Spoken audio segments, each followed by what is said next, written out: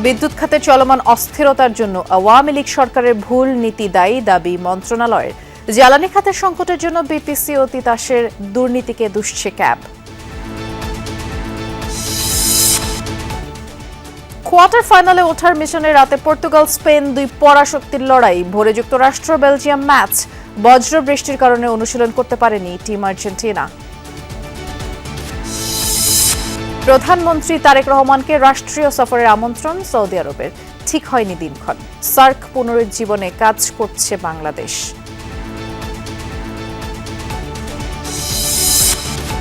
গাজীপুরে সমাবেশ করে জুলাই পদযাত্রা শুরু করল এনসিপি। গণ অভ্যুত্থানের চেতনায় বাংলাদেশ গড়ে তোলার প্রত্যয়।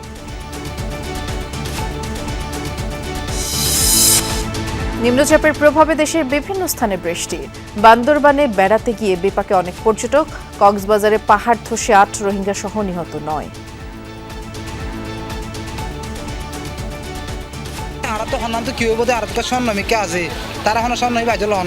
পাঁচজনের মাঝে একজন ইঞ্জুরি হয়েছে, আড্ডি বাইকে এমএসএ হসপিটাল আমার ঢুকে 4জন মরে। ডিসেম্বরে স্কুলে পৌঁছে যাবে আগামী বছরের পাঠ্য বই। 4টি নতুন বই ও কারিকুলাম পরিমার্জনের কথা জানালেন শিক্ষামন্ত্রী। কেন্দ্রীয় শহীদ মিনার ঢাকা বিশ্ববিদ্যালয় লেখক বুদ্ধিজীবী আবুল কাশেম ফজলুল হককে অন্তিম শ্রদ্ধা। 2 দফা জানাজা শেষে মিরপুর বুদ্ধিজীবী কবরস্থানে দাফন।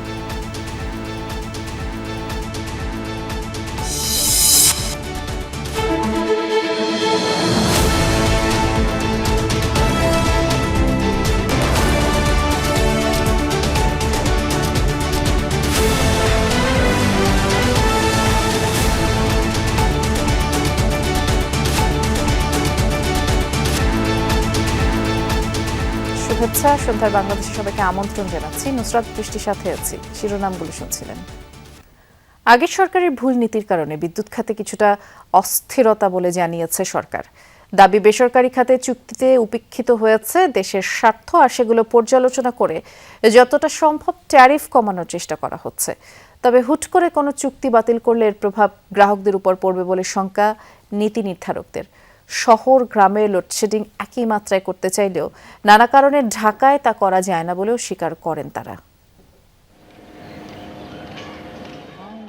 জুন থেকে গ্রাহকদের গুনতে হচ্ছে বাড়তি বিদ্যুৎ বিল।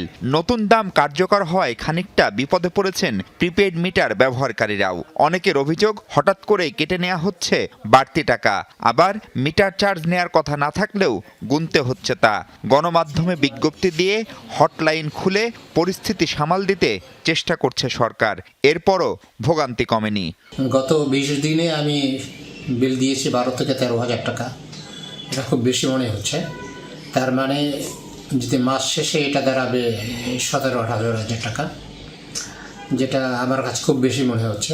এর আগে এরকম বিল কখনোই হয়নি। সেম কনজিউম সবকিছুই ঠিক আছে, কিন্তু হঠাৎ করেই বিদ্যুৎ বিল অনেক বেড়ে গেছে।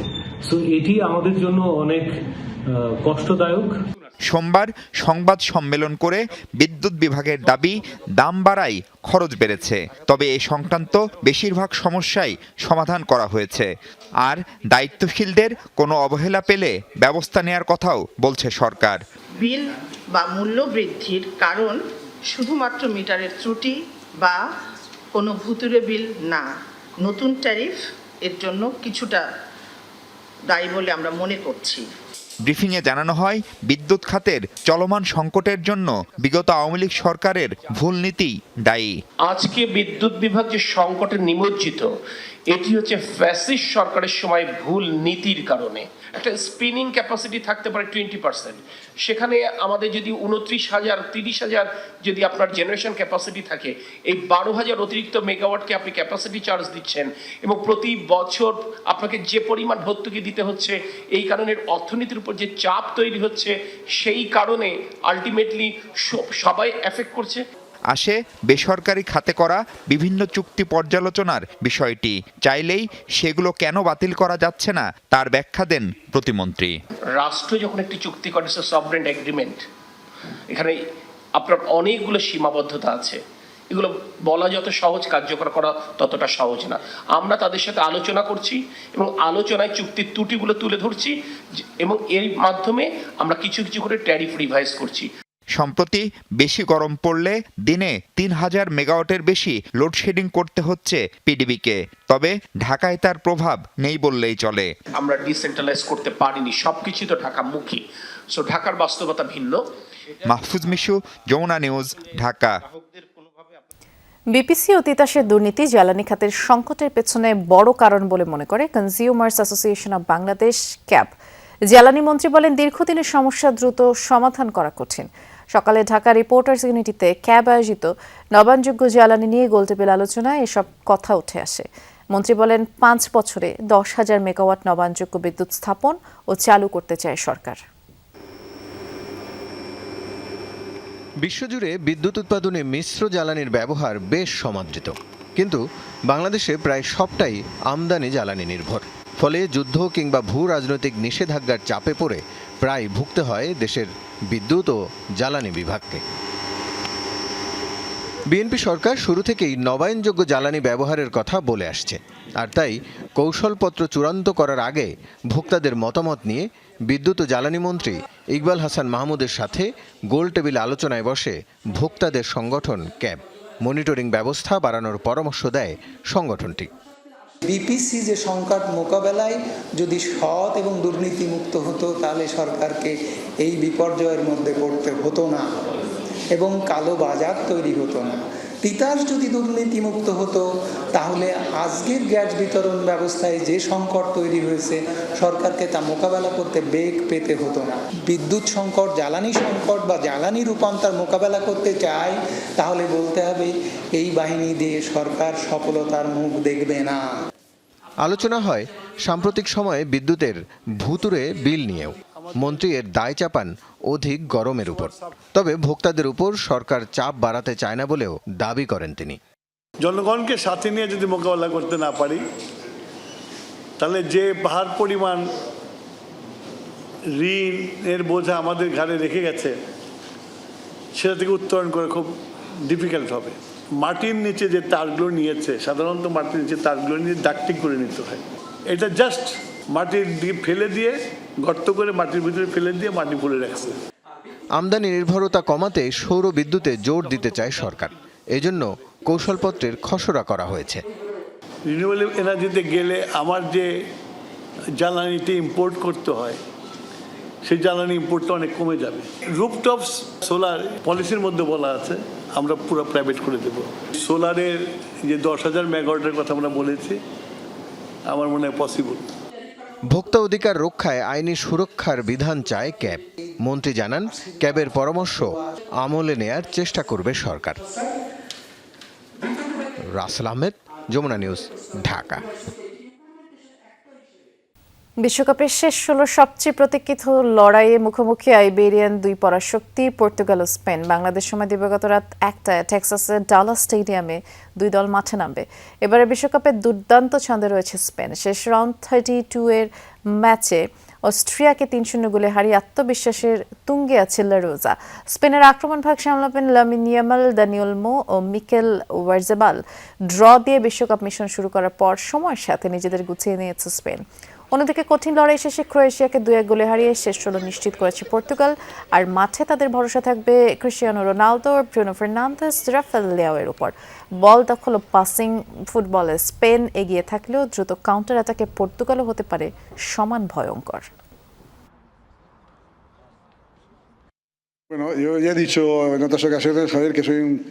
ওদের কৌশল ও শক্তি দুর্বলতা ভালোভাবে বোঝার জন্য গত ম্যাচটি বারবার বিশ্লেষণ করেছি। সমমানের দুটি দলের এই নকআউট লড়াইয়ে যে কোনো ছোট ভুল বা ছোট সুযোগই ম্যাচের ভাগ্য গড়ে দিতে পারে। তাই নিজেদের স্বাভাবিক সুন্দর ফুটবল খেলার পাশাপাশি পর্তুগালকে কোনো ধরনের সুযোগ না দিয়ে যে কোনো মূল্যে জয় নিশ্চিত করাই আমাদের মূল লক্ষ্য। স্পেন আমার মাতৃভূমি হলেও সেখানে আমি কখনো কাজ করিনি।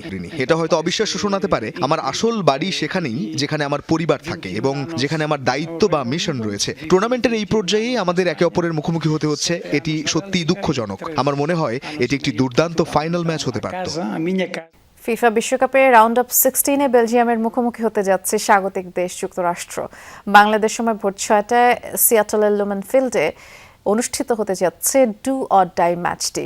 সবশেষ রাউন্ড অফ 32 এর ম্যাচে বসনিয়াকে 2-0 গোলে হারিয়ে আত্মবিশ্বাসী যুক্তরাষ্ট্র। মাঠে ফ্লোরিন বেলুগন ও ক্রিশ্চিয়ান পুলিসিচের উপরই ভরসা থাকবে স্বাগতিকদের। অন্যদিকে সেনেগালের বিপক্ষে 2 গোলে পিছিয়ে থেকেও 3-2 ব্যবধানে দারুণ প্রত্যাবর্তনের জয় নিয়ে শেষ 16তে এসেছে Belgium. Kevin De Bruyne, Jeremy Doku, Romelu লুকাকুর নেতৃত্বে মাঠে নামবে বেলজিয়াম। বৈরী আবহাওয়া কোনোভাবেই পিছু ছাড়ছে না আর্জেন্টিনার। মায়ামিতে দলটির প্রথম দিনের অনুশীলন বাতিল হয়েছে ঝড় ও বজ্র বৃষ্টির কারণে। এবার ম্যাচ ভেন্যু আটলান্টায় এসেও স্বস্তি নেই মেসি আলভারেজদের। তাদের স্বাগত জানিয়েছে সেই ঝড় ও বজ্র বৃষ্টি। এই শহরেই মঙ্গলবার মিশরের বিপক্ষে লড়বে বিশ্ব চ্যাম্পিয়নরা। যুক্তরাষ্ট্র থেকে আরও জানাচ্ছেন সহকর্মী মুজনেবিন তারেক।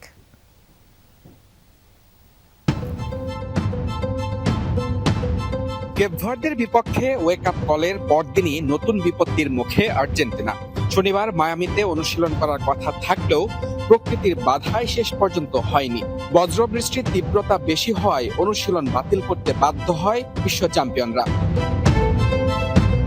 যেখানে কেপ ভার্দের বিপক্ষে পুরো ম্যাচ খেলা ফুটবলারদের হালকা অনুশীলন, ম্যাচ টাইম কম পাওয়া ও না খেলা ফুটবলারদের পুরোদমে অনুশীলন হওয়ার কথা ছিল। সেই আক্ষেপ অবশ্য কেটেছে রোববার। সেই মায়ামিতেই ক্লোজ ডোর অনুশীলন সেরেছে স্কালোনি শিষ্যরা। রাউন্ড অফ 32 ম্যাচে মেদিনা অস্বস্তি নিয়ে মাঠ ছাড়লেও ক্র্যাম্প সমস্যা নিয়ে ম্যাচ শেষ করেছিলেন এনজো ফার্নান্দেজ। তাই তো রিকভারি সেশনে ব্যস্ত সময় কেটেছে স্কালোনি শিষ্যদের। মধুচন্দ্রিমা পর্ব শেষ। নকআউট পর্ব কতটা কঠিন হতে যাচ্ছে তা কেপ ভার্দের বিপক্ষেই টের পেয়েছে আলবিসেলেস্তারা। এক লিওনেল মেসি ছাড়া নজর কাটতে পারছে না কেউই। খুব ভালো বিকল্পও নেই স্কালোনির হাতে। শিরোপা রেসে টিকে থাকতে অনুশীলনে বাড়তি ঘাম ঝরালেন মার্টিনেজ আলভারেজরা। রাউন্ড অফ 16-এ আর্জেন্টিনার প্রতিপক্ষ মোহাম্মদ সালার মিশর। অস্ট্রেলিয়াকে হারিয়ে প্রথমবারের মতো বিশ্বকাপের নকআউট পর্বে খেলা আফ্রিকার দেশটির জন্য অনুপ্রেরণা হতে পারে কেপ ভার্দে। মেসি এনজোদের হারানো যে অসম্ভব নয় সেই বিশ্বাসকে পুঁজি করেছে মিশর।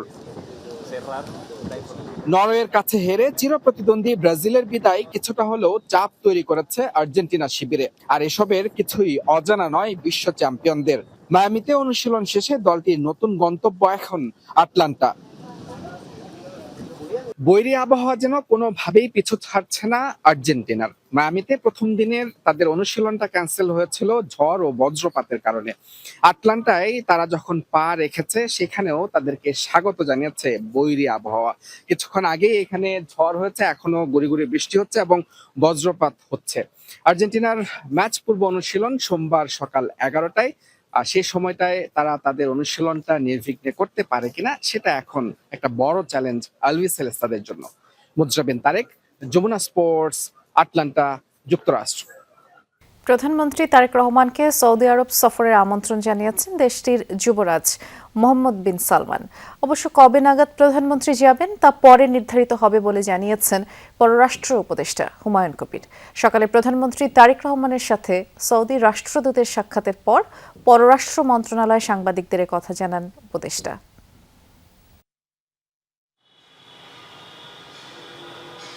সকালে সচিবালয়ে প্রধানমন্ত্রীর সঙ্গে সাক্ষাৎ করেন সৌদি আরবের রাষ্ট্রদূত ডক্টর আবদুল্লাহ জাফর এইচ বিন আবিয়া। এ সময় দেশটির ক্রাউন প্রিন্সের আমন্ত্রণপত্র প্রধানমন্ত্রী তারেক রহমানের হাতে তুলে দেন তিনি। সাক্ষাৎকালে উপস্থিত ছিলেন পররাষ্ট্রমন্ত্রী ডক্টর খলিলুর রহমান, প্রধানমন্ত্রীর পররাষ্ট্র বিষয়ক উপদেষ্টা হুমায়ুন কবির এবং ঢাকায় নিযুক্ত সৌদি আরবের উপরাষ্ট্রদূত ইব্রাহিম আবদুল্লাহ। পরে সৌদি রাষ্ট্রদূতের সাক্ষাতের বিষয়বস্তু গণমাধ্যমের সামনে তুলে ধরেন পররাষ্ট্র উপদেষ্টা। বলেন, রিয়াদের সঙ্গে একটি শক্তিশালী বন্ধুত্বপূর্ণ সম্পর্ক রয়েছে ঢাকার। ভবিষ্যতে দুদেশের পারস্পরিক ও অর্থনৈতিক সম্পর্ক আরও উচ্চতায় যাবে এমন আশা প্রকাশ করেন উপদেষ্টা। জানান, সাক্ষাতের সময়ে উঠে এসেছে মধ্যপ্রাচ্য প্রসঙ্গ।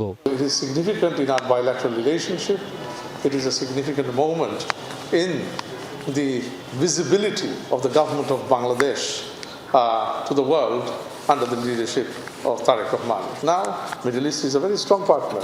So Saudi Arabia, we consider it not just a bilateral partner, but a very brotherly partner. And, with Saudi Arabia, we will work very closely in our tenure in government. প্রধানমন্ত্রীকে সৌদি আরব সফরে আমন্ত্রণ জানিয়েছেন যুবরাজ মোহাম্মদ বিন সালমান, এমনটাও জানান পররাষ্ট্র উপদেষ্টা। Extended an invitation from His Highness the Crown Prince to our Honorable Prime Minister Tariq Rahman to visit the Kingdom of Saudi Arabia. What is significant here is that expressions of interest of both ways. Our Honorable Prime Minister has accepted the invitation from the Kingdom of Saudi Arabia, which His Highness has extended, the Crown Prince. Riyaz Raihan, Jamuna news, Dhaka. সার্কের সংকট কেবল রাজনৈতিক নয়, প্রাতিষ্ঠানিকও, এমন মন্তব্য করেছেন পররাষ্ট্র প্রতিমন্ত্রী শামা ওবায়েদ। তিনি বলেন, এই সংস্থাটি বাংলাদেশের ভবিষ্যৎ অগ্রযাত্রার গুরুত্বপূর্ণ মাধ্যম হয়ে উঠতে পারে। এক সেমিনারে পররাষ্ট্র প্রতিমন্ত্রী বলেন, সার্ককে আবারও কার্যকর ও বাস্তবসম্মত একটি আঞ্চলিক সংস্থা পরিণত করতে কাজ করবে বাংলাদেশ। দক্ষিণ এশিয়ার ভূ রাজনীতি ও সদস্য দেশগুলোর মধ্যে আস্থা ফেরানো নিয়ে সেমিনার। আয়োজক institute of international and strategic studies বিস। আয়োজনে মূল প্রবন্ধ পড়েন দিল্লিতে বাংলাদেশের সাবেক হাই কমিশনার তারেক এ করিম। সে সময় প্রেজেন্টেশনে দক্ষিণ এশিয়ার মানচিত্র নিয়ে আপত্তি করেন ভারতীয় এক কূটনীতিক। জবাবে এটা কেবল উপস্থাপনার জন্য বলেও জানান প্রবন্ধকার।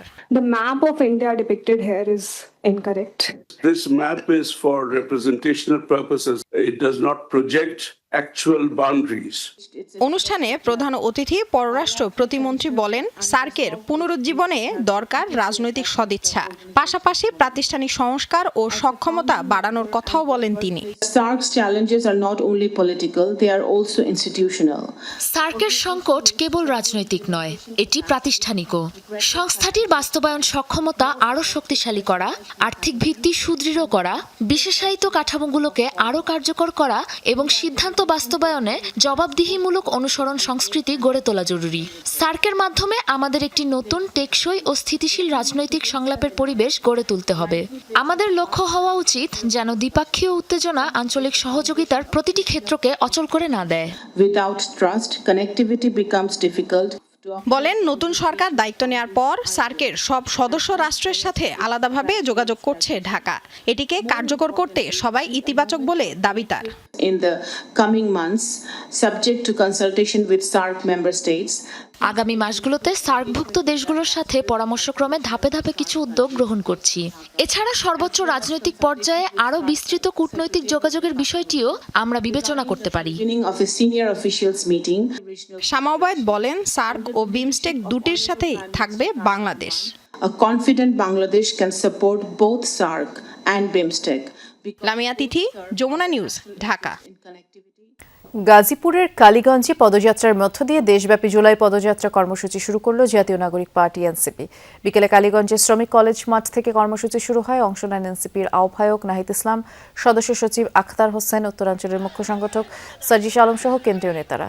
পদযাত্রাটি বিভিন্ন সড়ক প্রদক্ষিণ করে, পরে বাসস্ট্যান্ড এলাকায় আয়োজিত সমাবেশে বক্তব্য দেন কেন্দ্রীয় নেতারা। জুলাই অভ্যুত্থানের চেতনা বাস্তবায়ন, গণতান্ত্রিক সংস্কার, জনগণের অধিকার প্রতিষ্ঠার দাবিতে দলীয় কর্মসূচি অব্যাহত রাখার ঘোষণাও দেন তারা। গাজীপুরে কর্মসূচি শেষে সফরে পদযাত্রায় অংশ নেবেন কেন্দ্রীয় নেতারা। জুলাই অভ্যুত্থানের দ্বিতীয় বর্ষপূর্তি উপলক্ষে দেশজুড়ে পদযাত্রা কর্মসূচি ঘোষণা করে এনসিপি।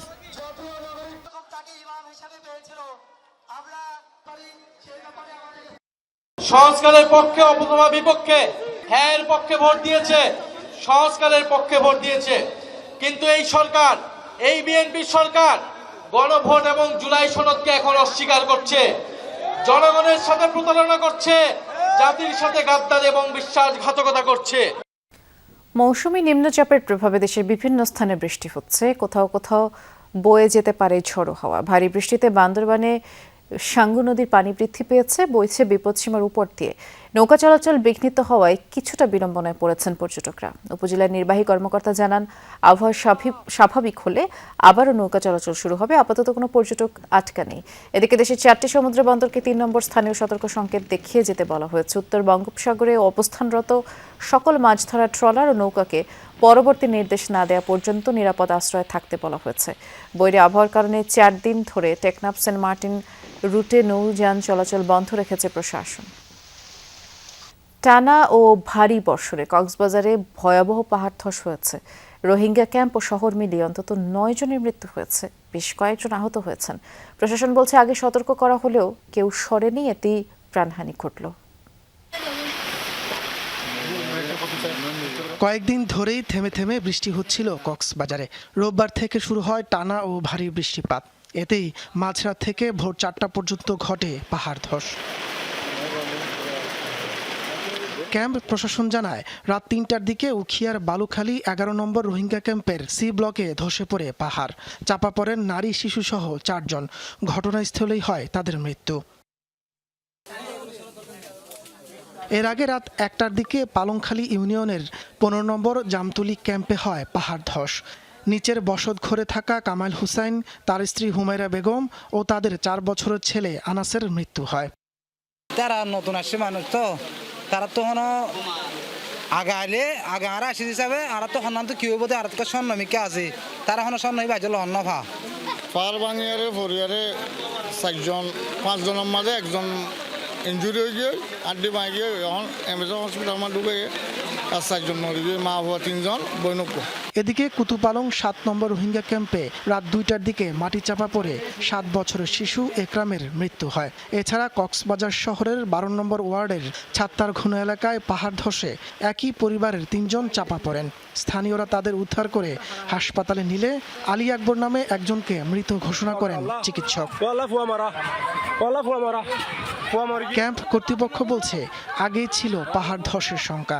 মাইকিং সহ বিভিন্নভাবে সতর্ক করা হয়েছিল স্থানীয়দের, তারা সরে না যাওয়ায় এই প্রাণহানি। তাদেরকে সতর্ক করে দেওয়া হয়েছিল, কিন্তু রাতের মধ্যেই তারা ওই জায়গা থেকে যেহেতু সরায় নাই, ওই কারণে ঘটনাটা ঘটেছে। এই সময়টা একটু সজাগ হওয়ার কথা। আমরা সবসময় মাঝিকে সতর্ক করি, আমরা নাম্বার গণসংযোগ করি যে যদি ভারী বর্ষণ হয়, টানা বর্ষণ হয়, লার্নিং সেন্টারে চলে যাওয়ার জন্য। পাহাড় ধসের স্থল পরিদর্শন করেছেন শরণার্থী ত্রাণ ও প্রত্যাবাসন কমিশনার মোহাম্মদ মিজানুর রহমান। তিনি বলেন স্থানীয় কিছু লোভী ব্যক্তি পাহাড় কেটে ঘর বানিয়ে বিক্রি করছে। এতে যেমন পাহাড় ধসের ঘটনা বেড়েছে, তেমনি বেড়েছে হতাহতের সংখ্যাও। বলেন রোহিঙ্গাদের ফেরত পাঠানোই হবে স্থায়ী সমাধান। কিছু লোভী ব্যক্তি যারা পাহাড় কেটে তাদেরকে ঘর করে দিয়ে বিক্রি করছে, আমি আমাদের স্থানীয় জনপ্রতিনিধি যারা রয়েছেন, রাজনৈতিক নেতৃবৃন্দ যারা রয়েছেন, তাদের সহযোগিতা চাই।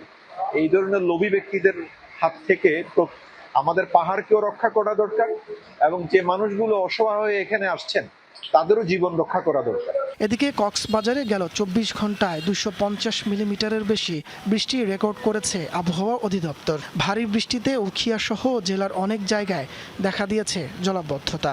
কোথাও কোথাও বসত ঘরে ঢুকে পড়েছে পানি। তাপস সরকার, যমুনা নিউজ। শিক্ষার্থীরা ডিসেম্বরে যখন ফাইনাল পরীক্ষা দেবে তখনই পরের বছরের পাঠ্য বই স্কুলে চলে যাবে বলে জানিয়েছেন শিক্ষামন্ত্রী এহসানুল হক মিলন। বলেন প্রধানমন্ত্রীর নির্দেশ 30 নভেম্বরের মধ্যে নতুন বই প্রস্তুত থাকতে হবে। সকালে সচিবালয়ে পাঠ্যপুস্তক প্রকাশ কার্যক্রমের অগ্রগতি পর্যালোচনা সংক্রান্ত সভা শেষে শিক্ষামন্ত্রী এসব জানান। শিক্ষার্থীদের হাতে বিনামূল্যের বই পৌঁছে দিতে সবচেয়ে বড় সংকট তৈরি হয়েছিল 2025 সালে। সেবার শিক্ষাবর্ষের প্রথম 3 মাস বই ছাড়াই ক্লাস করতে হয় অধিকাংশ শিক্ষার্থীকে। চলতি বছরের জানুয়ারির প্রথম দিন প্রাথমিকে সব বই দেয়া গেলেও মাধ্যমিকের জন্য দেয়া যায়নি। পুরো জানুয়ারি মাস একটি বইও পায়নি সপ্তম ও অষ্টম শ্রেণীর কোনো শিক্ষার্থী। বিষয়টি নিয়ে সমালোচনার মুখে পড়ে মন্ত্রণালয় ও এনসিটিবি। আসছে বছর এই সংকট কাটাতে চায় শিক্ষা মন্ত্রণালয়। সে লক্ষ্যেই সচিবালয়ে প্রধানমন্ত্রী তারেক রহমানের সাথে বৈঠক করেন সংশ্লিষ্টরা। অ্যাকচুয়ালি আমরা প্ল্যান করছি শিক্ষার্থীরা ডিসেম্বর মাসে যখন তারা ফাইনাল পরীক্ষা দিয়ে বাড়ি যাবে তখনই যেন তারা নতুন বই নিয়ে যেতে পারে, তাহলে ডিস্ট্রিবিউশনটাও সুন্দর হবে। মাননীয় প্রধানমন্ত্রীর নির্দেশ যে এটা আমাদেরকে এন্ড অফ নভেম্বরের ভিতরে শেষ করতে হবে। মন্ত্রী জানান টেন্ডার প্রক্রিয়া চলছে, আগস্টের প্রথম সপ্তাহেই ওয়ার্ক অর্ডার দেওয়ার পর ছাপার কাজও শুরু হবে। আর এই বিষয়ে যা তদারকি করার দরকার রয়েছে তা আমাদের মন্ত্রণালয়ের টিম রয়েছে, এনসিটিভি রয়েছে এবং আমরা সম্পূর্ণ প্রস্তুত আগামী দিনে সুন্দরভাবে বই দেওয়ার জন্য।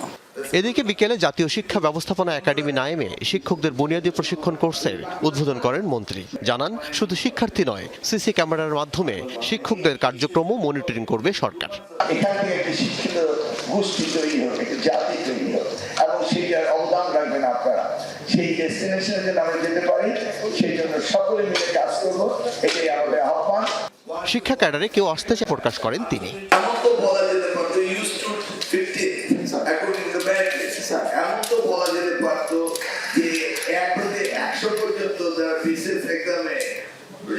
ভালো করবে অ্যাকর্ডিং টু দ্য লিস্ট, তাদের কোনো চয়েসই থাকবে না, তারা শিক্ষাই দিতে হবে। আল আমিনা কহন, যমুনা নিউজ, ঢাকা। মিরপুর শহীদ বুদ্ধিজীবী কবরস্থানে দাফন করা হলো প্রখ্যাত শিক্ষাবিদ, সাহিত্য সমালোচক ও চিন্তক অধ্যাপক আবুল কাশেম ফজলুল হককে। এর আগে বাংলা একাডেমি প্রাঙ্গণ, শহীদ মিনার এবং কলা ভবনে মরদেহ নেয়ার পর ঢাকা বিশ্ববিদ্যালয় কেন্দ্রীয় মসজিদে বাদ জোহর অনুষ্ঠিত হয় তার শেষ জানাজা। মরদেহ নেয়া প্রতিটি জায়গাতেই ছিল শোক ও শ্রদ্ধার আবহ। শেষ শ্রদ্ধা জানাতে আসেন তার সহকর্মী, শিক্ষার্থী, সাংস্কৃতিক ও রাজনৈতিক ব্যক্তিবর্গ সহ সর্বস্তরের মানুষ। জ্ঞানচর্চা, সাহিত্য সমালোচনা ও মুক্তবুদ্ধির অনুশীলনে অধ্যাপক আবুল কাশেম ফজলুল হক ছিলেন দেশের অন্যতম প্রভাবশালী চিন্তক। তার মৃত্যুতে শিক্ষা, সাহিত্য ও সাংস্কৃতিক অঙ্গনে নেমে এসেছে শোকের ছায়া। এত আকস্মিক চলে যাবেন আমরা কেউ ভাবিনি। আমাদের জন্য একটা ভীষণ অপূরণীয় ক্ষতি হয়ে গেল। তরুণদেরকে সবসময় নতুন নতুন বিষয় নিয়ে গবেষণার ব্যাপারে দৃষ্টি আকর্ষণ করতেন। বাংলা একাডেমি থেকে আমরা চেষ্টা করব একটা জাতীয় শোক সভা প্রথম করতে। সোমবার সকালে তার মরদেহ নেওয়া হয় বাংলা একাডেমিতে, যার সভাপতি ছিলেন তিনি। সেখানে সংস্কৃতি মন্ত্রণালয় ও বাংলা একাডেমির পক্ষ থেকে শ্রদ্ধা জানানো হয়। স্যারের স্মৃতিকে অম্বলন রাখার জন্য যেটা করার দরকার সেটা আমি করব, আমি তার ছাত্র হিসাবে এবং এই মন্ত্রণালয়ের মন্ত্রী হিসাবে। আমি আর সন্তান যখন মারা যায় তখন তার স্যারের বাসায় ছুটে গিয়েছিলাম। এমন আলোকিত মানুষ এটা বোধহয় পৃথিবীতে কমই আছে। দ্বিতীয় জানাজা শেষে মরদেহ নেওয়া হয় কেন্দ্রীয় শহীদ মিনারে। সেখানে বিভিন্ন সামাজিক, সাংস্কৃতিক ও রাজনৈতিক সংগঠনের পাশাপাশি সহকর্মী, শিক্ষার্থী ও শুভানুধ্যায়ীরা শেষ শ্রদ্ধা জানান। প্রতিটি মুহূর্তে চিন্তা করতেন দেশ, মানুষ এবং দেশের কল্যাণ নিয়ে। তার দেখানো পথে যাতে আমরা চলতে পারি, সবার কাছে সে প্রত্যাশা করছি। তার মধ্যে একটা প্রগতিশীল চিন্তা সবসময় কাজ করতেন এবং তিনি সংগঠিত করার চেষ্টা করতেন। নীরবে নিবৃতে কাজ করে গেছেন সমাজের পরিবর্তনের জন্য। বাঙালি এবং বাংলাদেশকে অনেক কিছু আরো দেওয়ার ছিল, সেটি আমরা অপূরণীয় থেকে গেল। তিনি সমাজ, সভ্যতা এবং তার উন্নয়নে যেভাবে চিন্তা করতেন, আমি হয়তো তার ধারে কাছে নাই। আমাদেরকে কি ওনারা একটা শূন্যতার মধ্যে রেখে যাচ্ছেন? মননশীলতা জাগে তোলবার ক্ষেত্রে তিনি বলতেন নিরলস তিনি ভূমিকা পালন করে এসেছেন। সবাইকে নিয়ে আমার বাবা কাজ করতে চেয়েছিলেন, সবসময় চেষ্টা করেছেন। আমার নানা ভাইয়ের অবদান আমি অস্বীকার করতে পারি না। বৃষ্টির কারণে অপরাজেয় বাংলার পাদদেশের পরিবর্তে ঢাকা বিশ্ববিদ্যালয়ের কলা ভবনে নেওয়া হয় তার মরদেহ। সেখানে বিশ্ববিদ্যালয়ের শিক্ষক ও বিভিন্ন সংগঠনের পক্ষ থেকে জানানো হয় শেষ শ্রদ্ধা। তার যে সমস্ত সমাপ্ত কর্ম আছে সেগুলোকে বাংলা বিভাগের চেয়ারম্যান মহোদয়কে অনুরোধ করব এবং বাংলা বিভাগের শিক্ষকদের অনুরোধ করব এবং একই সাথে ঢাকা বিশ্ববিদ্যালয়ে আমরা আছি তারা সবাইকে আমরা এই তার কাজটিকে সামনে এগিয়ে নিয়ে যাব। পরে ঢাকা বিশ্ববিদ্যালয় কেন্দ্রীয় মসজিদে শেষ জানাজা শেষে মিরপুর শহীদ বুদ্ধিজীবী কবরস্থানে চিরনিদ্রায় শায়িত করা হয় অধ্যাপক আবুল কাশেম ফজলুল হককে। তানভীর মৌসুম, যমুনা নিউজ, ঢাকা। অক্টোবর মাসকে ধরে স্থানীয় সরকার নির্বাচন আয়োজনের প্রস্তুতি চলছে। শীঘ্রই সরকারের সাথে আলোচনা শেষে স্থানীয় নির্বাচনের বিষয়ে সবকিছু চূড়ান্ত হবে বলে জানিয়েছেন ইসি আব্দুর রহমান আল মাসুদ। বিকেলে ইসি সচিবালয় reporters forum for election and democracy RFED আয়োজিত অনুষ্ঠানে যোগ দিয়ে সব কথা জানান তিনি। সুষ্ঠু নির্বাচন কমিশনের জন্য চ্যালেঞ্জ উল্লেখ করে গণমাধ্যমের সহযোগিতা চাওয়া হয়। সিটি কর্পোরেশন পর্যায়ে প্রশাসকের মাধ্যমে কার্যক্রম চলমান জানিয়ে ইউনিয়ন এবং পৌরসভা পর্যায় থেকে স্থানীয় সরকার নির্বাচন শুরুর আভাস দেন ইসি মাসুদ। এ সময় জাতীয় নির্বাচনের মতো স্থানীয় সরকার নির্বাচন সুষ্ঠু হওয়ার কথা জানান ইসি সানাউল্লাহ। নির্বাচনে আচরণবিধি চূড়ান্ত করা সহ সীমানা নির্ধারণেও সরকারকে চিঠি দেওয়া হবে। আর জাতীয় নির্বাচনের মতো স্থানীয় নির্বাচন সুষ্ঠু সুন্দরভাবে আয়োজন করতে তৎপর ইসি। আমরা মোটামুটি নির্বাচন কমিশন অক্টোবরে নির্বাচন হবে এই ধরনের মানসিকভাবে প্রস্তুতি নিয়ে অন্য সকল প্রস্তুতি গ্রহণ করছি। সরকারের সাথে এসব বিষয়ে আমার মনে হয় আমাদের কিছু আলাপ আলোচনা হবে এবং তার ভিত্তিতেই আমরা নির্বাচনে সকল প্রকার তফসিল ঘোষণা করব। শিশুদের জ্ঞান ভিত্তিক ও সামাজিক ভিত্তির উপর প্রস্তুত করতে সারা দেশে ডে কেয়ার বা দিবাযত্ন কেন্দ্র ছড়িয়ে দেওয়ার আহ্বান জানিয়েছেন জিয়াউর রহমান ফাউন্ডেশনের vice president doctor Zubaida Rahman. বলেন, দিবাযত্ন কেন্দ্র কেবল নিরাপদ থাকার স্থান নয়, বরং শিশুদের ভবিষ্যতের জন্য সহায়ক। আর সমাজ কল্যাণ মন্ত্রী ডাক্তার জাহিদ হোসেন জানান, সরকার কর্মজীবী পরিবারের কথা চিন্তা করে 6 মাস থেকে 6 বছর বয়সী শিশুদের জন্য দিবাযত্ন কেন্দ্র তৈরির পরিকল্পনা করছে। যাদের চোখের কোণে স্বপ্ন ছিল না, ছিল শুধু অনিশ্চয়তা আর সমাজের কাছে বোঝা হওয়া শঙ্কা, আজ তারাই নতুন করে বাঁচতে শিখেছে, স্বপ্ন বুনছে সম্ভাবনার। রাজধানীর তেজগাঁয়ের এই সরকারি শিশু পরিবার কেবলই অনাথ আশ্রম নয়, বরং এটি অবহেলিত শিশুদের জন্য স্নেহের নীড়। প্রতিষ্ঠানটির প্রশংসা করে ডাক্তার জুবাইদুর রহমান বলেন, আগামীর বাংলাদেশ গড়তে শিশুদের প্রস্তুত হতে হবে এবং তোমরা আগামী দেশ গড়ার মহান সৈনিক। ইনশাআল্লাহ তোমরা প্রত্যেকে নিজ নিজ ক্ষেত্রে অনেক লেখাপড়া করে দেশের মুখ উজ্জ্বল করবে, পৃথিবীর বুকে বাংলাদেশকে উজ্জ্বল করবে। পরে ডাক্তার জুবাইদুর রহমান পানি ভবনে শিশুদের দিবাযত্ন কেন্দ্র পরিদর্শনে যান। কর্মজীবী পরিবারের জন্য সরকারি বেসরকারি প্রতিষ্ঠানে দিবাযত্ন কেন্দ্র জরুরি বলে মন্তব্য করেন তিনি।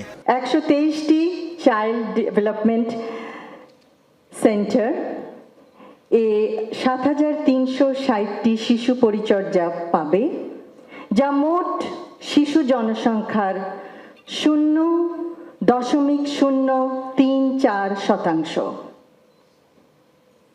নিষ্ঠা ও প্রত্যয় থাকা সত্ত্বেও মা যেমন নিশ্চিন্তে কাজে মনোযোগ দিতে পারবেন না, তেমনিভাবে শিশুটিও আর্লি চাইল্ডহুডের জন্য প্রয়োজনীয় অনেক অ্যাক্টিভিটি থেকে বঞ্চিত। শিশুর প্রারম্ভিক যত্ন ও বিকাশের সেবা যত্ন কেন্দ্র সারা বাংলাদেশে ছড়িয়ে পড়ুক। দেশের 123টি দিবাযত্ন কেন্দ্রে রয়েছে প্রায় 7000 শিশু, যা মোট জনসংখ্যার মাত্র 0.034%। এর আওতা বাড়ানোর উদ্যোগ নেওয়া হচ্ছে বলে জানান সমাজ কল্যাণ মন্ত্রী। এই ডে কেয়ার নিয়ে আমাদের উদ্যোগ এখন যে আমরা এটাকে আরো ব্যাপক আকারে ছড়িয়ে দিতে চাই, কিন্তু ইচ্ছা করলেই কিন্তু আগামীকাল সকালেই 100টা ডে কেয়ার সেন্টার খোলা যাবে না। এটার জন্য প্রয়োজন প্রশিক্ষিত জনবল, এটার জন্য প্রয়োজন, এইটির জন্য সত্যিকার অর্থে একটু সময় লাগবে। তবে আমরা খুবই কমিটেড, ইনশাআল্লাহ বর্তমান প্রধানমন্ত্রীর নেতৃত্বে আমরা স্বল্পতম সময়ে আমরা চেষ্টা করব। কর্মজীবী পরিবারের জন্য সরকার বাজেট বরাদ্দ করার চেষ্টা করছে বলে অনুষ্ঠানে জানান পানি সম্পদ মন্ত্রী শহীদউদ্দিন চৌধুরী আনি। বাজেট বরাদ্দ বৃদ্ধি পাবে এবং প্রত্যেকটা জেলায়, প্রত্যেকটা উপজেলায় আমরা যেন প্রান্তিক লেভেলে সবাইকে সচেতন করে রাখতে পারি। আরিফিন শাকিল, যমুনা নিউজ, ঢাকা। দেশকে উন্নত করার পরিকল্পনা নিয়েই সরকার পরিচালনা করছেন প্রধানমন্ত্রী তারেক রহমান। পল্লী উন্নয়ন বর্তমান সরকারের অন্যতম এজেন্ডা। জাতীয় পল্লী উন্নয়ন দিবসের অনুষ্ঠানে এসব কথা বলেন স্থানীয় সরকার ও পল্লী উন্নয়ন মন্ত্রী মির্জা ফখরুল ইসলাম আলমগীর। জানান, বিগত ফ্যাসিস্ট সরকার উন্নয়নের নামে অর্ধেক কাজ করেছে, আর বাকিটা নিজেদের পকেটে পড়েছে। দুর্নীতিকে না বলার আহ্বানও জানান মির্জা ফখরুল। বর্ণাঢ্য এই শোভাযাত্রা দেশের ইতিহাসে প্রথমবারের মতো আয়োজিত জাতীয় পল্লী উন্নয়ন দিবস ঘিরে। রাজধানীর ওসমানী স্মৃতি মিলনায়তন প্রাঙ্গণে শোভাযাত্রা শেষে বিভিন্ন সমবায় প্রতিষ্ঠানের স্টল ঘুরে দেখেন স্থানীয় সরকার ও পল্লী উন্নয়ন মন্ত্রী। পরে মিলনায়তনে অনুষ্ঠিত আলোচনায় বাংলাদেশ রুরাল ডেভেলপমেন্ট বোর্ড বিআরডিবির বিভিন্ন সেবাগ্রহীতারা তুলে ধরেন নিজেদের দাবি আর মতামত। সমবায় হিসাবে সরকার কোনো ভর্তুকি সুবিধা পায় না, তাই এই সমবায়ের প্রতি মানুষের আগ্রহ আগের মতো নেই। আমার সমিতির অনেক সদস্য চলে গিয়েছে। আমি শুধু নিজের ভাগ্যের পরিবর্তন করিনি স্যার, বরং আমার এলাকার আরো 1000-এরও অধিক নারীর কর্মসংস্থানের সুযোগ তৈরি করতে পেরেছি। বিগত সরকারের বিরুদ্ধে দুর্নীতির অভিযোগ তুলে স্থানীয় সরকার ও পল্লী উন্নয়ন মন্ত্রী বলেন, গ্রামকে নিজের পায়ে দাঁড়াতে হবে। কোনো জাতি কিন্তু আপনার অপরের সাহায্যে উঠতে পারে না, কোনো মানুষও কিন্তু অপরের সাহায্য নিয়ে উপরে উঠতে পারবে না। তার নিজের দুই পায়ে তাকে দাঁড়াতে হবে এবং তার গ্রামকে তাকে নিজেকেই সুন্দর করে গড়ে তুলতে হবে, তাই না? কেউ এসে আমাদের কিছু করে দিয়ে যাবে না, না যাবে পার্শ্ববর্তী দেশ অথবা আপনার দূরের দেশ অথবা আপনার সেই মার্কেট মূল্য থেকে কেউ এসে আমাকে সুন্দর করে দিয়ে যাবে না, তাই না? আমাকে আমার নিজের কাজ নিজেকে করতে হবে। বাংলাদেশে সমবায় ব্যর্থ হয়েছে বলেও আক্ষেপ প্রকাশ করেন পল্লী উন্নয়ন মন্ত্রী। সমবায় আন্দোলন ব্যর্থ হয়ে গেছে, আমরা এখানে ব্যর্থই বাংলাদেশে। অথচ পাশের দেশ আমাদের ইন্ডিয়া, সেখানে আমূল একটা আপনার প্রতিষ্ঠান, ভীষণ সাকসেস।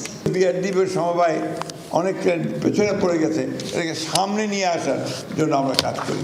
আপনাদের আলাদাভাবে লোক খুঁজবার দরকার নেই, লোক সরকারই আপনাদেরকে তৈরি করে দিচ্ছে ফ্যামিলি কার্ড, কৃষক কার্ডের মাধ্যমে। গ্রামীণ অর্থনীতিকে চাঙ্গা করবার যে কর্মসূচি বর্তমান সরকারের, এই কর্মসূচিগুলোতে আপনাদেরকে আগের মতো আবার ফিরে যেতে হবে। এর আগে সকালে আন্তর্জাতিক পল্লী উন্নয়ন দিবস ও সিরডাপের 47তম প্রতিষ্ঠাবার্ষিকী উপলক্ষে আয়োজিত অনুষ্ঠানে যোগ দেন মির্জা ফখরুল ইসলাম আলমগীর। জানান, গ্রামীণ জনপদের উন্নয়নে বর্তমান সরকার বদ্ধপরিকর। The government of Bangladesh has taken series of programs which will benefit rural people as a whole. Saifuddin Robin, Jamuna news, Dhaka. খাগড়াছড়ির পানছড়িতে প্রতিপক্ষের গুলিতে নিহত হয়েছেন 3 যুবক। তারা পাহাড়ের আঞ্চলিক সংগঠন জিএসএস-এর সদস্য বলে প্রাথমিকভাবে জানা গেছে। বেলা 12টার দিকে উপজেলার মধুমঙ্গল পাড়ায় এই ঘটনা ঘটে। নিহতরা হলেন পানছড়ির রিয়েল চাকমা, সাজেকের পদ্ম চাকমা, রাঙামাটির ধনা চাকমা। স্থানীয়রা জানায়, ওই 3 যুবক বাজার থেকে ফেরার পথে প্রতিপক্ষ তাদেরকে লক্ষ্য করে গুলি চালায়। ঘটনাস্থলেই তারা নিহত হন। ঘটনাস্থল থেকে 2 রাউন্ড গুলি, 14 রাউন্ড গুলির খোসাও উদ্ধার করা হয়েছে। তদন্তের পরেই বিস্তারিত জানা যাবে। এই ঘটনার পর মধুমঙ্গল পাড়া এলাকায় থমথমে পরিস্থিতি বিরাজ করছে। এদিকে ইউপিডিএফ মূলের জেলা সংগঠক অঙ্গ মার্মা এক বিবৃতিতে জানিয়েছে, জিএসএস-এ অভ্যন্তরীণ কোন্দলের কারণেই এই হত্যাকাণ্ড। বাংলাদেশে প্রথমবারের মতো সরকারি উদ্যোগে চালু হলো ভেপার হিট ট্রিটমেন্ট ভিএইচটি প্ল্যান্ট। রাজধানীর গাবতলীতে বিএডিসি নির্মিত এই প্ল্যান্ট উদ্বোধন করেছেন কৃষিমন্ত্রী আমিনুর রশিদ। উদ্বোধনের পরে প্ল্যান্ট পরিদর্শন করে তিনি বলেন, কৃষকের স্বার্থ রক্ষায় সরকার সব ধরনের উদ্যোগ নিচ্ছে। দেশে 25 লাখ টনের বেশি আম উৎপাদন হলেও কঠোর কোয়ারেন্টিন ও ফাইটোস্যানিটারি শর্তের কারণে রপ্তানি হয় অল্পই। সেই বাধা দূর করে আন্তর্জাতিক বাজারে প্রবেশের লক্ষ্যেই গাবতলীতে চালু হয়েছে দেশের প্রথম সরকারি ভেপার হিট ট্রিটমেন্ট প্ল্যান্ট। বিদেশে আম রপ্তানির অন্যতম বড় বাধা ছিল ফলমাছি, এর ডিম ও লার্ভার উপস্থিতি। নতুন এই প্রযুক্তি সেই ঝুঁকি দূর করে আন্তর্জাতিক মান নিশ্চিত করবে।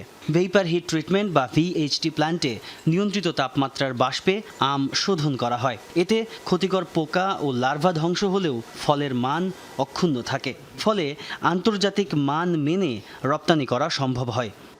এগুলোর মধ্যে ভেপারের যদি হয় তাহলে আমের উপরের লেয়ারে ব্যাকটেরিয়া, ফাঙ্গাস এবং লার্ভার এবং ডিম এগুলা মারা যাওয়ার কারণে এটা জনপ্রিয় হবে। রপ্তানিকারকদের মতে ভিএইচটি প্ল্যান্ট বড় অগ্রগতি হলেও রপ্তানি বাড়াতে কোল্ড চেইন, দ্রুত পরিবহন ও সহজ সরবরাহ ব্যবস্থাও নিশ্চিত করতে হবে। এই প্ল্যান্টের মধ্য দিয়ে যাওয়ার ফলে ওই ফ্রুট ফ্লাইয়ের যে জার্মটা আমের ভিতরে থাকলেও সেটা আর থাকছে না, কিল হয়ে এটা ডিসফাংশনাল হয়ে যাচ্ছে। যার ফলে একটা তো বললাম যে এখানে কস্ট অনেক কম, প্যাকিং কস্ট অনেক কম। অনেকগুলো কাজ আমাকে একাই করতে হচ্ছে, এটার ফলে কী হবে, আমি কিন্তু উৎসাহ হারা যাবো যে এত বেশি পরিমাণের থেকে আমি স্মল আকারে কী করা যায় এটা দেখি, শর্টে কী করা যায়। এর ফলে কিন্তু আমরা অপরচুনিটি হারাচ্ছি। আমাদের দরকার এগুলো সমন্বয়, ওয়ান স্টেপ সলিউশন। প্ল্যান্ট উদ্বোধন করে কৃষিমন্ত্রী বলেন, রপ্তানি বাড়ানোর পাশাপাশি কৃষকের উৎপাদিত ফলের ন্যায্য মূল্য নিশ্চিত করতেও কাজ করছে সরকার। রপ্তানিকারকেরা এখান থেকে কমপ্লিট করে এখানে কোয়ারেন্টাইন করে আপনি ডাকে উঠাবেন, সোজা চলে যাবেন। কৃষক ভাইয়েরা, আম ফলার আর কাঁঠাল ফলার, আমি জাত কৃষক, আমি আপনাদের বন্ধু, আপনাদের সুখ দুঃখ আমি বুঝি। বিশেষজ্ঞদের মতে ভিএইচটি প্রযুক্তি আন্তর্জাতিক বাজারের গুরুত্বপূর্ণ শর্ত পূরণে সহায়ক হবে। আধুনিক সংরক্ষণ ও কার্যকর রপ্তানি ব্যবস্থার সমন্বয় করা গেলে আমের পাশাপাশি অন্যান্য ফল ও সবজির জন্যও তৈরি হবে নতুন বৈদেশিক বাজার। তাজনুর ইসলাম, যমুনা নিউজ, ঢাকা। গ্র্যান্ড মুসাল্লা থেকে আজাদ স্কোয়ার 10 কিলোমিটার এলাকা জুড়ে কোথাও পা ফেলার জায়গা নেই। প্রয়াত সর্বোচ্চ নেতা আয়াতুল্লাহ আলী খামেনির শেষ যাত্রায় জনসমুদ্রে পরিণত হয়েছে ইরানের রাজধানী তেহরান। খামেনি সহ পরিবারের নিহত বাকি সদস্যদের মরদেহ নিয়েও শোক র্যালি চলছে, শ্রদ্ধা জানাচ্ছে সর্বস্তরের মানুষ। এর আগে রোববার প্রয়াত সর্বোচ্চ নেতার শেষ বিদায়ের আনুষ্ঠানিকতার দ্বিতীয় দিন তেহরানের গ্র্যান্ড মুসাল্লায় ভিড় করে লাখ লাখ ইরানি জনগণ। প্রিয় রাষ্ট্র, ইমাম খামেনি ও তার পরিবারের প্রতি শ্রদ্ধা জানাতে নিজেদের বিপ্লবী সত্তার জানান দিতে ছুটে আসে মানুষ। সামরিক সদস্য থেকে শুরু করে সাধারণ নারী পুরুষ, শিশু থেকে শুরু করে সব বয়সী মানুষ শোক মিছিলে সমবেত হয়। এ সময় প্রায় সবার হাতে ছিল যুক্তরাষ্ট্র ইসরায়েলের বিরুদ্ধে প্রতিশোধ বার্তা লেখা পতাকাও। শ্রীলঙ্কার একটি কারাগারে দুই বন্দী গোষ্ঠীর মধ্যে ব্যাপক সংঘর্ষে অন্তত 27 জন নিহত হয়েছে, শতাধিক কারাবন্দী আহত হয়েছে। সোমবার উপকূলীয় শহর নেগম্বর একটি কারাগারে এই ঘটনা ঘটে। পুলিশের দুটি সূত্র জানিয়েছে রোববার দণ্ডপ্রাপ্ত বন্দী ও বিচারাধীন বন্দীদের মধ্যে সংঘর্ষের সূত্রপাত, তবে তাৎক্ষণিকভাবে সংঘর্ষের কারণ জানা যায়নি। পুলিশ জানিয়েছে কারাগারের ভেতরে এখনও তল্লাশি ও পরিস্থিতি নিয়ন্ত্রণের কাজ চলছে। আহতদের স্থানীয় বিভিন্ন হাসপাতালে চিকিৎসা দেওয়া হচ্ছে। এদিকে পুলিশের অনুরোধে প্রয়োজনে সহায়তা দিতেও সেনাবাহিনীকে প্রস্তুত রাখা হয়েছে বলে জানিয়েছেন দেশটির সেনাবাহিনীর মুখপাত্র।